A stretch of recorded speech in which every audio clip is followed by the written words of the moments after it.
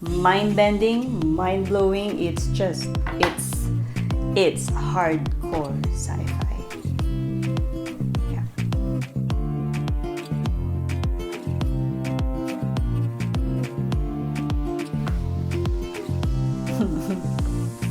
Okay, let's change gears a bit.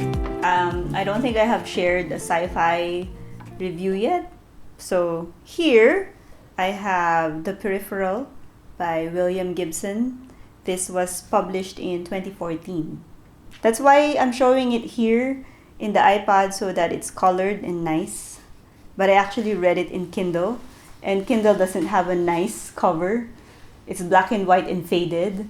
But if you want to see it in Kindle, well, pwede na rin. I read it in Kindle. It is absolutely mind-blowing sci-fi. Mind-bending, mind-blowing, it's hardcore sci-fi. Yeah. It is hard to explain. I'm gonna try. It's really tough to explain the gist of this book because it's hardcore science fiction, but I'm going to try my best. But if you need to picture it, if you need to understand the level of science fiction this book is about, it's like Altered Carbon TV series in Netflix. If you've seen that, then you kind of know the level of hardcore science fiction this book is about. I like it. Every now and then I need a dose of sci-fi, and I need a dose of hardcore sci-fi, and this is definitely it. I definitely would not recommend this book to everyone. William Gibson, by the way. William Gibson is a legend in sci-fi literature. He practically invented the genre cyberpunk, cyberspace, back in the 80s. I think his first novel was Neuromancer. Neuromancer is a trilogy series of sci-fi. The likes of The Matrix, the likes of Blade Runner, the likes of these sci-fi movies that we love so much nowadays were inspired at some level from his book. I tried to read Neuromancer at one point and I couldn't. I couldn't handle him back then, him as in William Gibson. I couldn't because he's so hard to read. He is so hard to read. Even this The Peripheral, it's not easy read. William Gibson makes you work for it. He is not going to explain anything. He's going to throw you, invented words and terms that you've never heard before that would be hard to imagine what it would look like, but he's not going to explain it and the plot would move forward. But it's absolutely worth it. The payoff is worth it. So I really enjoyed it, but again, it's not an easy read.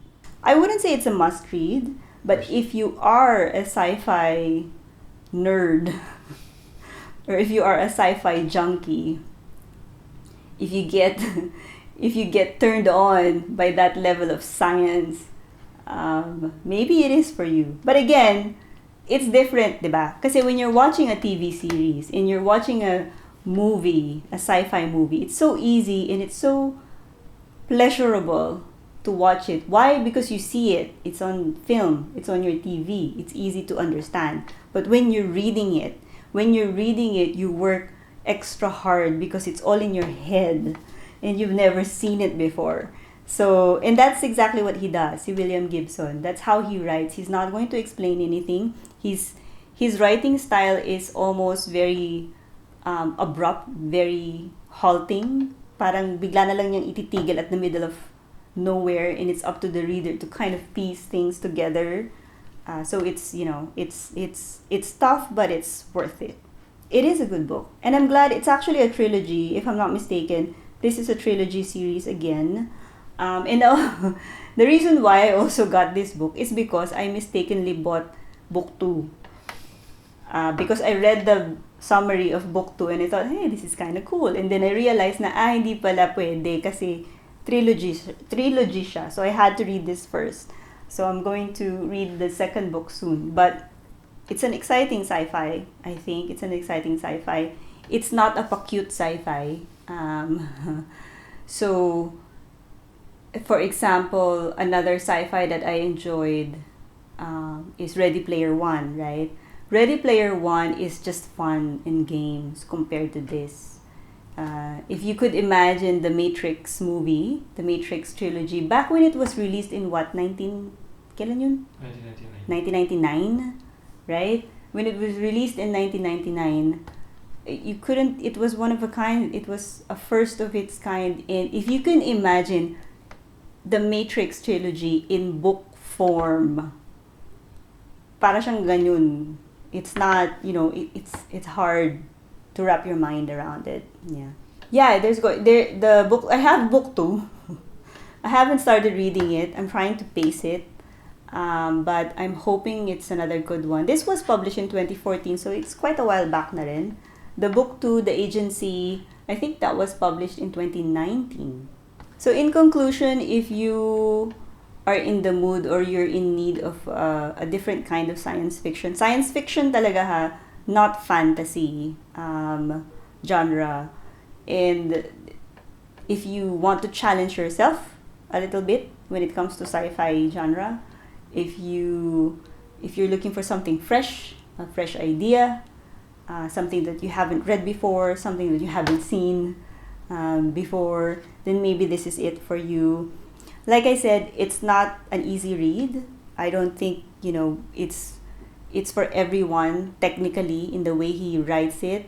Only because the writing style is different. The writing style is difficult. The author really makes you work for it. So that could be a turn-off for some people. And like I said earlier, I tried to read his first book before, and I couldn't, because I can't follow what's happening. I can't follow the plot. So I had to stop reading it. So parang ganun din siya dito. But I guess now, years later, maybe I got better in reading sci-fi. I don't know. But yeah, so if you want to challenge yourself a bit, if you want to read something fresh in the sci-fi genre, I think this could be it for you. Yeah. You're welcome. Thank you.